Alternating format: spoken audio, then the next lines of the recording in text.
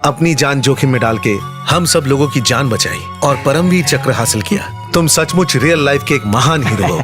ये बता, मेरे सीने पर ये मेडल देखकर उनका सीना चौड़ा होगा कि नहीं? अरे क्या बात कर रहे हो, 30 साल की इतनी लंबी सर्विस में उन्हें एक भी मेडल नहीं मिला। क्या तुम्हें एक बात पता है, आर्मी के तुम यंगेस्ट ऑफिसर हो जिसे ये परमवीर चक्र मिला। ऐसी बात है जो उन्होंने 30 साल में नहीं किया, मैंने 3 साल में किया। मैं ग्रेट हूँ बापू, ये देखकर शौक लगेगा उन्हें। आपके लिए ये टेलीग्राम आया है सर। क्या हुआ, क्या बात क्या है? पिताजी गुजर गए, जल्दी गांव आ जाओ।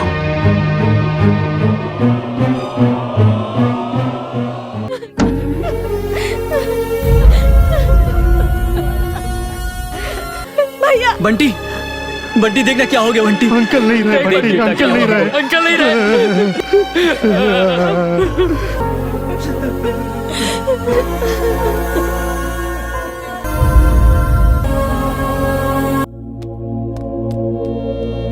भैया, भैया आप ये वस्त्र पहन लीजिए। किस लिए? श्वेत वस्त्र पहनकर कर्मकांड करेंगे तो उनकी आत्मा को शांति मिलेगी। आप अपनी जनेऊ उतारेंगे? हाँ? क्या कह रहे हैं? इसके बिना मैं कर्मकांड नहीं कर सकता। आपके लिए ये पवित्र है, पापा के लिए यूनिफॉर्म पवित्र था। मैं इसी यूनिफॉर्म में उन्हें अग्नि दूंगा, तभी उनकी आत्मा को शांति मिलेगी। विधि शुरू करिए।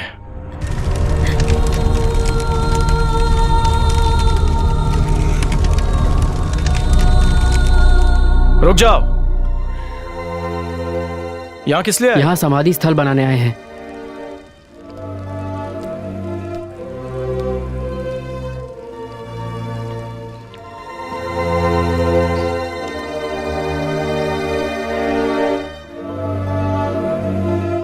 कोई इसे हाथ नहीं लगाएगा। ये समाधि स्थल मैं खुद अपने हाथों से बनाऊंगा। हर काम में आपको जल्दी रहती है। याद है एक बार किसी ने शिकायत की थी और आपने मेरी पिटाई कर दी थी। बाद में पता चला गलती मेरी नहीं है तो रोने लग गए थे। हमेशा कहते थे बेटा इस लाइफ में तेरा कुछ नहीं हो सकता। पता है सबसे कम उम्र में मुझे ये परमवीर चक्र मिला है। पर आपको जाने की जल्दी थी। सच कहूं तो ये मेडल मुझ पर नहीं आप पर ज्यादा सूट करता है।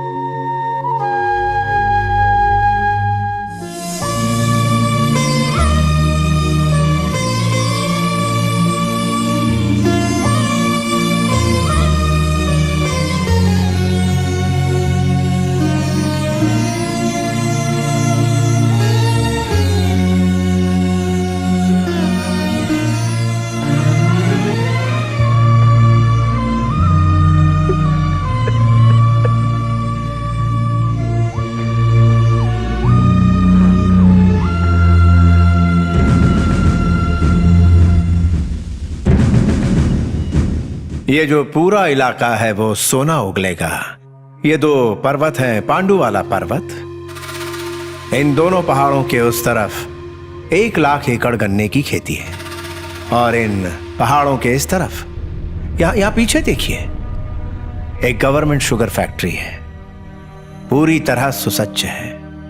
यहाँ गन्ना पैदा होगा और गन्ने से पैदा होगी शक्कर। अरे ये ख्याली पुलाव पकाना छोड़ दो। इस पर्वत से उस पर्वत के दोनों तरफ 30 किलोमीटर तक कोई भी सड़क नहीं है। खेती से आने वाले ट्रक्स को 60 किलोमीटर चलना पड़ता है। प्रोडक्शन कॉस्ट दुगनी हो जाती है। नफा जाता है तेल लेने और यही सबसे बड़ी वजह है कि फैक्ट्री बंद हो गई। बड़े बड़े ताले लटके हुए हैं वहाँ पर।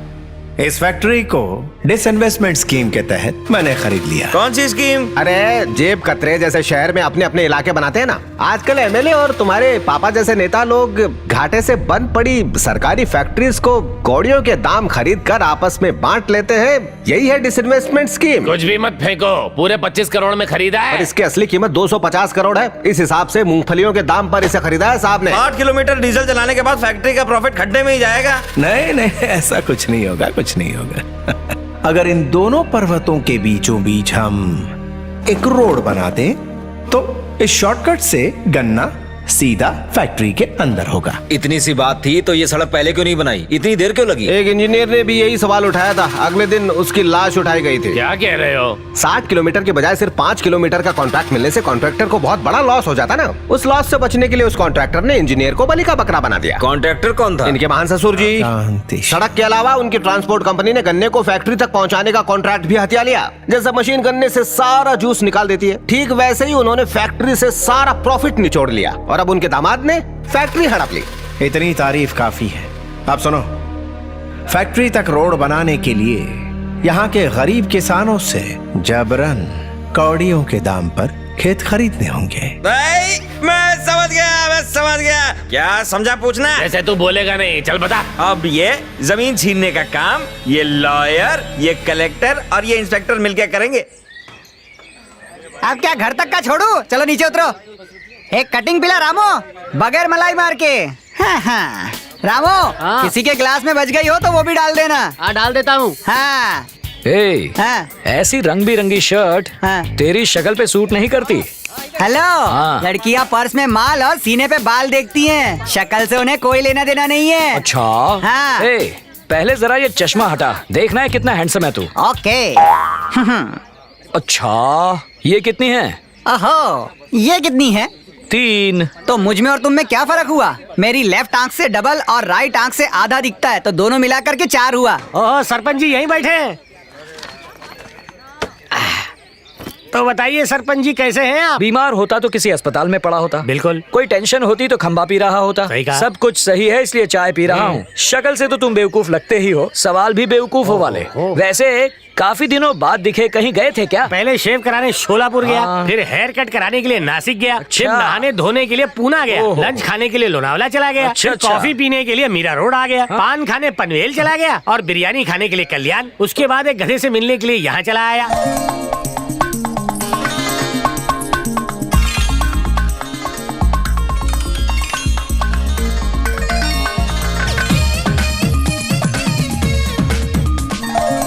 हुई।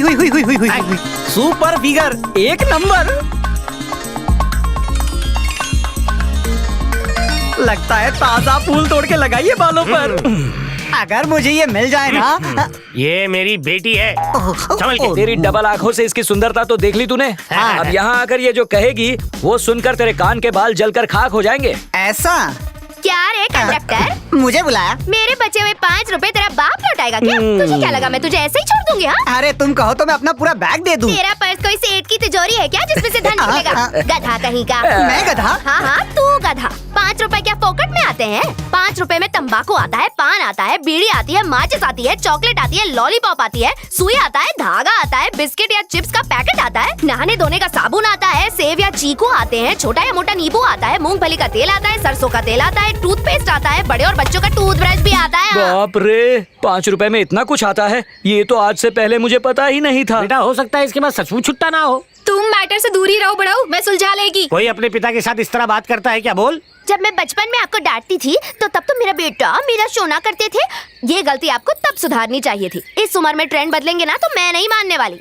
कंडक्टर, क्यों बे, लोगों से 5-5 रुपए इकट्ठा करके ट्रांसपोर्ट कंपनी खरीदने वाला है क्या? तुम्हारे 5 रुपए से मैं विजय कालिया नहीं बन जाऊंगा। अब उनका एक मुक्का पड़ा ना तो सारी बत्ती सी नीचे आ जाएगी। चमेली अपन। लगता है ये शौक से पागल हो जाएगा। अब जरा मेरी मजबूरी समझो। गांव की इकलौती बस का इकलौता कंडक्टर है ये कार्टून। अब अगर ये बस भी चलनी बंद हो गई तो सरपंच की पोस्ट तो 2 दिन में हाथ से गई समझो। अब जल्दी से कोई आइडिया दो। मेरा नाम है अपू राजा, आइडियाज दो ताजा ताजा, लाओ दक्षिणा। आ गया जेब खाली करने। देसी ठर्रा। इस चमेली भाई को तुमने क्या समझाया? हाँ, मैं अकेली तुम सब पे भारी पड़ जाऊंगी। हाँ। अरे चिकनी चमेली पौवे की कसम, अभी अभी तो तुम तिरुपति मंदिर से लौट के आई हो। आते ही गणपति के मंदिर में चढ़ावा चढ़ाना है, क्या ये भूल गई? अय्यो, वो तो मैं भूल ही गई थी। जय हो, जय हो। तिरुपति से लौटने की ठीक बाद मेरी शादी हो जाएगी। आपके पुजारी ने मुझसे ऐसा ही कहा था। तिरुपति जाने के लिए पापा को पटाने में 6 महीने लग गए थे। हाँ, अब मेरी शादी करवाने की जिम्मेदारी आपके कंधों पर है, ठीक है? अपने हीरो से शादी नहीं हुई ना तो इस पाखंडी की बलि चढ़ा दूंगी। हाँ, तो मैं क्या कह रही थी, बिना और टाइम वेस्ट किए सीधा अपने मिशन पर शुरू हो जाइए। और हाँ, 1 टाइम ऑफर, शादी फिक्स होते ही 111 नारियल चढ़ाऊंगी। इस प्रॉमिस का गवाह ये पंडित है ना? हाँ, वो पूरी दुनिया आपको आपके बर्थडे पर नारियल चढ़ाती है, लेकिन मैं आपको हर रोज मोदक देती हूँ। अरे आप अपने कान क्यों बंद कर रहे हैं पप्पा? इस लड़की की आवाज सुनकर मेरे कान पक गए। मेरे चढ़ावे के लड्डू का सेवन तो तू करता है, इतनी गर्मी में नारियल का पानी भी तू पी जाता है। इस लड़की की बकवास सुन के मेरे मस्तिष्क में पीड़ा होती है और तू बाम भी नहीं लगाता है। पिछली बार तो इसकी बातें सुन के मैंने कोमा में प्रस्थान कर लिया था। बड़ी हंसी आ रही है। मेरी बातें तुझे जोक लग रही हैं? जोक किसे कहते हैं मैं अभी बताती हूँ तुझे। बच्चे, दीदिया का हीरो लौट आया। मेरा हीरो लौट आया। वाह, मेरा हीरो लौट आया। बंटी लौट आया। बंटी, ओ बंटी, सुबह सुबह क्यों शोर मचा रहे हो? सोने दो। अरे उड़ गया। अरे पानी मत फेंकना, पानी मत।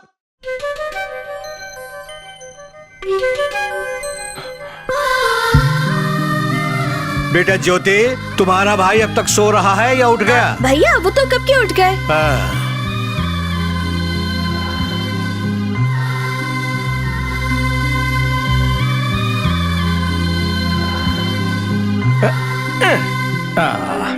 ज्योति, वो कुंभकर्ण उड़ गया है, मैं जाऊं उसे उठाने?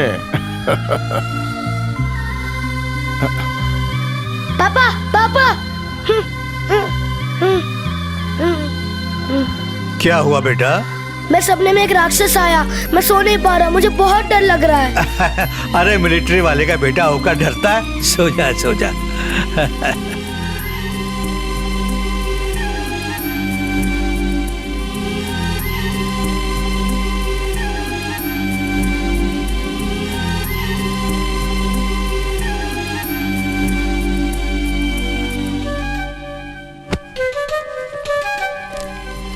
प्यारे बंटी, आज युद्ध में भारत की जीत हुई। मैं नहीं, लेकिन तुम तो सरहद पर हो। बहुत गर्व की बात है। बॉर्डर पर तुमने मौत का तांडव देखा है। मौत का डर सबको सताता है। डर फर्ज को निभाने से रोकता है। जिस दिन डर पे विजय पालोगे, हर युद्ध जीतोगे। मौत पे विजय पाने का मतलब लंबी उम्र जीना नहीं होता, बल्कि हंसते हुए हर दिन मौत को एक नई चुनौती देना होता है, चाहे कोई भी परिस्थिति हो। कभी हिम्मत मत हारना, चेहरे की मुस्कान कभी मत खोना। हंसते हुए तुम बहुत अच्छे लगते हो। तुम्हारी बहन की जिम्मेदारी अब तुम पर है। तुम्हारा पापा। पापा,